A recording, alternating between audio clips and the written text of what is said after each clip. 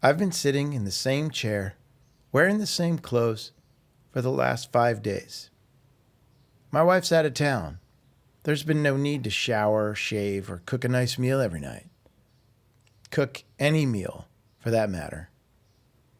I've become a recluse, obsessing over the production schedule, researching, writing, recording, then rewriting and re-recording.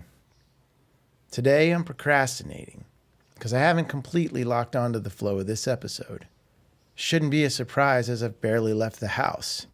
When there's no input, you should expect an equal amount of output. What I do know is this episode is about discovery. Rediscovering discovery. That's what it says in my notes. That's how I drew it up in the outline. But no matter what I write, it comes out as meandering drivel. Preachy. And I can't stand preachy. So I delete it all and begin again. And then again. I'll take a shower. A hot shower usually triggers a breakthrough. And there's science to back it up. I'm oversimplifying here a bit, but basically being in the shower tricks our brain into switching from convergent thinking, where we consciously try to work out the ideas we have in our head, to divergent thinking, where the brain works them all out subconsciously, makes the connections without us even knowing, because we're relaxed and calm. It worked, in a roundabout sort of way. You see, on the way back to my desk, I tripped over my road atlas. Now, I don't know about you, but I am strangely attached to my Rand McNally road atlas. It's tattered, bent, and stained. Crumpled post-it notes with cryptic notations stick out from all sides. When I'm not tripping over it, it's just off to the side, lurking, tempting my attention span. Psst. This is how it usually plays out. Working, writing, coffee. I let my attention drift for just a second. Glance around my workspace. That duct tape mic stand has seen better days. I should order another set of these headphones in case they ever decide to discontinue them. Wow, I gotta trim my toenails. Then I see it on the floor, under the empty Doritos bag. My atlas. Picking it up is dangerous, because that little detour leads straight to the rabbit hole named Google. 20 minutes later, I'm no closer to finishing my script. Or am I? I've discovered a church. Yeah, no duh. Mexico's full of churches. I know you're not impressed. But this is not just any church. It's a church constructed entirely from metal, designed by the famous architect Alexander Gustav Eiffel. What the hell is a big metal church, designed by the Eiffel Tower guy, doing in a small coastal town in Baja, Mexico? Let's go.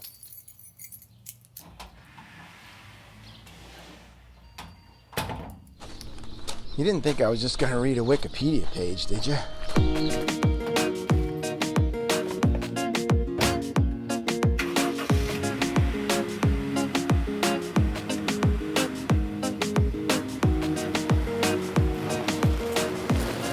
Santa Rosalia is about 3 hours away. That means I should arrive just as the taco places are opening. That's never a bad thing.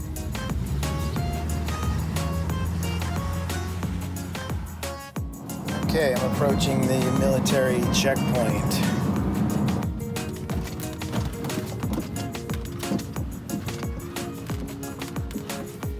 Hola, buenas tardes. ¿Cómo estás? ¿Dónde vienes? Loreto. Sí. Santa Rosalia. Allá. No, haciendo una historia sobre la iglesia. Oh. Sí. Okay. Que tengas un buen día. Gracias. Gracias. Adios. So I just entered Santa Rosalia. After about 3-hour drive up the Baja Peninsula, not too bad. It's a beautiful day, nice and hot. Just passing the marina. Some local taco shops, all looking really delicious. Some signs for the church and the famous roundabout where I make the left-hand turn. Pretty tight-knit little community. Trinket shops, restaurants, and small markets. Wow, and there it is, right on the corner. Guess let's go check it out.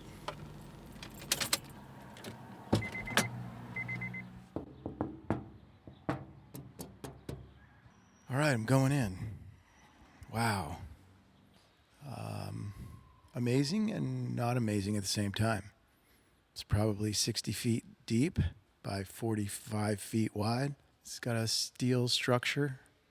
The roof is much like a gym. Looks more like a gym with crystal chandeliers. The evidence of Eiffel is pretty apparent once you turn around and look at the door. There's a steel girder structure that looks kind of just like the Eiffel Tower that's supporting the roof on one end. The interior walls have been covered with that knotty pine paneling that resembles probably your grandmother's basement in 1974. A lot of the stained glass has been removed, but still a significant amount up top. And what's left is pretty beautiful. So how does a church, designed by the famous Gustave Eiffel, find its way to the desert of Baja?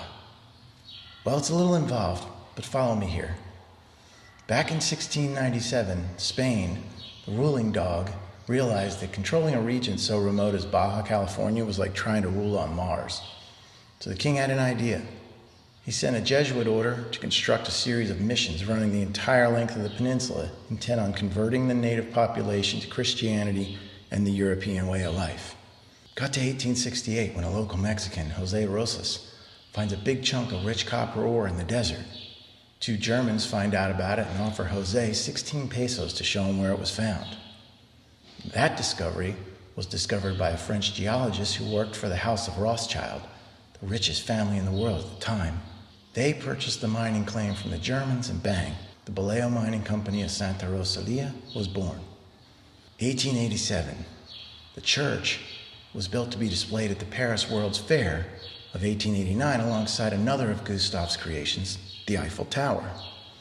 The church was constructed of galvanized iron panels to withstand the harsh conditions in Africa, but it never made it to Africa. Shortly after the Paris Exposition of 1889, it was disassembled and shipped to Brussels, Belgium for storage. Years later, an official working for the Baja Mining Company purchased and shipped it to Santa Rosalia. That was a long way around. There's a point to all of this. The church was interesting, but I didn't tell you anything you couldn't have learned from the Wikipedia page. The point was to make the effort to go and see it. These days, everything is available online. Everything, including discovery, is convenient. We've become allergic to inconvenience. But something's lost to convenience, and that's effort. Shit. Maybe this episode isn't about discovery. Maybe it's about effort. No, it's discovery. Let's continue with the French connection here. Marcel Proust wrote, "The real voyage of discovery consists not in seeking new landscapes, but in having new eyes." Now, I started this podcast as a way to rediscover and see with new eyes, a part of my creative self I've been neglecting. I challenged myself to create something, make it as good as it can be in a reasonable amount of time, release it, and move forward. I've set goals, and I can't achieve those goals without this show. But this show doesn't happen without this episode. And in the past, when I've run up against a creative block like the one today, I walked away and told myself it'll work itself out. I wasted an entire year with that disastrous plan. The new tactic is to fight through the noise, focus with new eyes on the big picture, and then let it fly.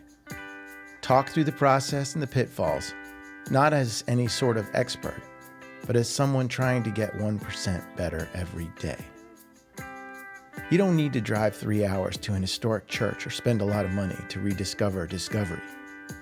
Maybe what you discover is right in front of you and has been all along.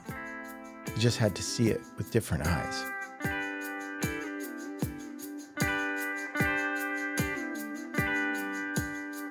Hey, thanks for listening. Join me next week for the first episode in a series called Strong Coffee, Strong Women, where I get to share a great cup of coffee and conversation with some amazing women.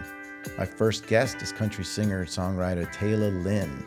Tayla's the granddaughter of country music icon Loretta Lynn, and I spoke with her a few days after she played the Grand Ole Opry in celebration of Loretta's 90th birthday. I had to go in at 6 a.m. the next morning and get my baby bottles, reduced and turned into little pacifiers. Too much. Yeah, what a great question. Gosh, Chris, that's such a great question.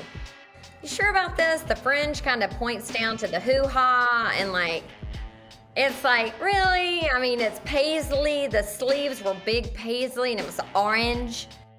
Maybe I was raised that way too, some. I don't know. That was a roundabout way to answer that one question. Is it hard or is it therapy? I think it's both.